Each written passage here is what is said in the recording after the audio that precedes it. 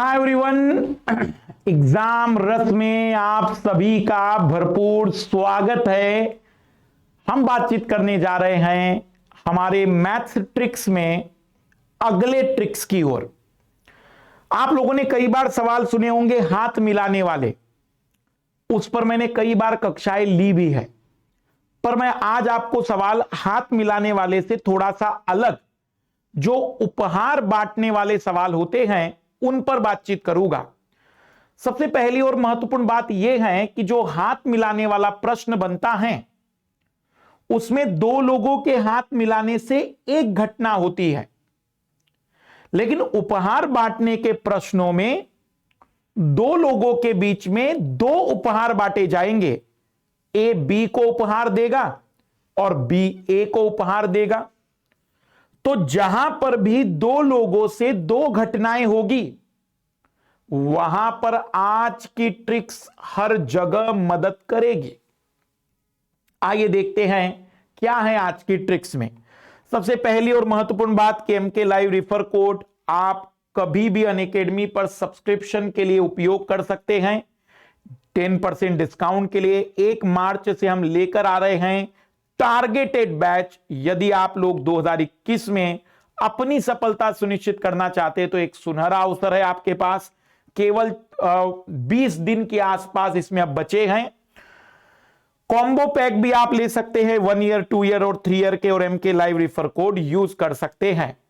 मैं आपके सामने बातचीत जो कर रहा हूं वो है हाथ मिलाने की जगह पर उपहार बांटने वाले सवालों पर।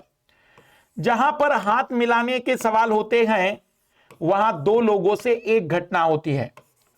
तो हाथ मिलाने वाले प्रश्न,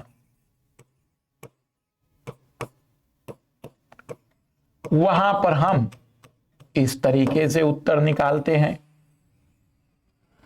और जो हम बातचीत करने जा रहे हैं वो प्रश्न में लोगों से दो घटनाएं होगी। उपहार बांटने वाले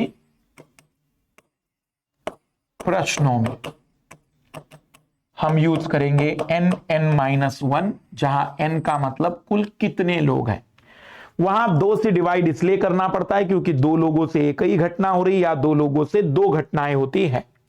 जैसे एक सवाल है कि एक पार्टी में सभी 10 लोग एक दूसरे को उपहार बांटते हैं, तब यहां कुल कितने उपहार बांटे गए होंगे। यदि आप इसे व्यवहारिक तौर पर करना चाहे तो इसमें टाइम बहुत ज्यादा लग जाएगा। आप इनका नाम लिख दीजिए, और फिर ए ने बी को उपहार दिया, सी को दिया, डी को दिया, ई को दिया, एफ को दिया, जी को दिया, एच को दिया, आई को दिया, ओ को दिया।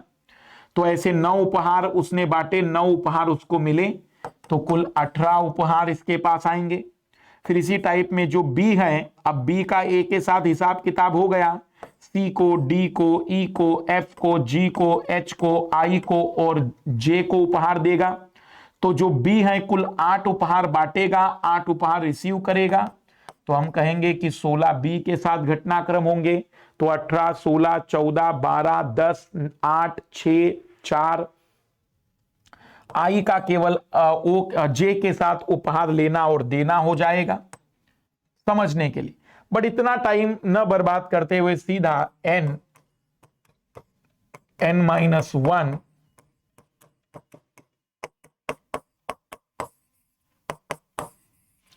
हम कहेंगे कि कुल 90 उपहार यहां पर बांटे गए होंगे।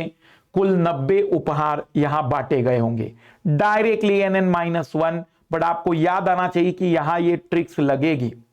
यहां उपहारों की जगह पर सवाल ऐसा भी बन सकता है कि ए तथा बी के मध्य कुल 10 स्टेशन हैं, तब यहां कुल कितने प्रकार के टिकटों की आवश्यकता होगी। तब हम कहेंगे ए तथा बी के मध्य 10 स्टेशन हैं, तो ए और बी के बीच में 10 स्टेशन, और ये 2 स्टेशन लाल लालियो ए और बी, कुल 12 स्टेशन हैं। और ऐसा क्यों कह रहा हूं कि ये ट्रिक्स लगेगी यहां पर, उसका कारण है क्योंकि जाने के टिकट ए से बी या जितने भी टाइप में, और आने के टिकट, तो जाने का टिकट, आने का टिकट, 2 स्टेशन के बीच में 2 टिकट, जहां पर भी दो लोगों के बीच में दो घटनाएं होती है उत्तर आएगा इसी ट्रिक्स के आधार पर। जैसे कि एक और बढ़िया सवाल है, ये यूपीएससी ने पूछा था, दो स्थान ए तथा बी के बीच रेल मार्ग में 10 स्टेशन आते हैं, यदि उनमें 4 और नए स्टेशन जोड़े जाए तब कितने प्रकार के नए टिकटों की आवश्यकता होगी यदि प्रत्येक एक तरफा यात्रा के लिए एक टिकट जारी किया जाता है। मतलब आने का टिकट अलग है और जाने का टिकट अलग है। तो यदि ए और बी के बीच में 10 स्टेशन है तो हम कहेंगे कि 2 ये ऑलरेडी हैं, तो 12 स्टेशन के लिए पहले कितने टिकट लगाने लगते होंगे? 12 गुना में 11, 132। लेकिन अब 4 नए स्टेशन आ गए, मतलब अब 16 स्टेशन आ गए हैं, तो n-1, तो 16, 16 माइनस 1, 16 गुना में 15। हम कहेंगे कि यहां पर कुल स्टेशन जो कुल टिकट जो लगेंगे वो 240 हो जाएंगे। तो अब 240 टाइप के टिकट है, पहले 132 टाइप के टिकट थे, कुल 108 नए टिकटों की जरूरत होगी। 108 नए टिकटों की जरूरत होगी। हो सकता है कि ए और बी को स्टेशन ना माना हो एग्जामिनर ने, तो ऑप्शन में 108 नहीं देगा। अगर ए और बी को उसने स्टेशन नहीं माना हो और बीच में केवल 10 स्टेशन माने हो तो n-1 के बेसिस पर 10 गुना में 9, 90, क्योंकि n की वैल्यू फिर 10 हो जाएगी और अब n की वैल्यू हो जाएगी 4 स्टेशन बढ़ने पर 14, तो 14 गुना में 13, हम कहेंगे कि 13 गुना में 4 52 और 13 गुना में 1, तो 13 और 5 18, हम कहेंगे कि कुल 92 नए टिकट जारी करने पड़ेंगे। तो सवाल इस टाइप का भी बनाया जा सकता है।